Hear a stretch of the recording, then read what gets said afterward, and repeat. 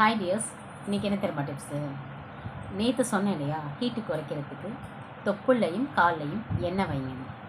இன்றைக்கி என்ன டிப்ஸ்னால், நைட்டு தூங்கும்போது கட்டில், அது எந்த கட்டிலாக இருந்தாலும் சரி, இரும்பு கட்டில், கைத்து கட்டில், மரக்கட்டில், அது மேலே பஞ்சு மெத்தை போட்டு படுக்கிறது, அதெல்லாம் செய்யக்கூடாது. அது உடம்புக்கு நல்லதே கிடையாது. அதுக்கு என்ன பண்ணலாம்? நம்ம கீழே ஒரு சாதாரண கோரப்பாயை போட்டு படுத்து தூங்குங்களேன். கை கால் நீட்டி நல்லா உருண்டு பிறண்டு அது மாதிரி படுத்து தூங்கினா நம்மளுடைய ஹீட் அதை ரிடியூஸ் பண்ணும்.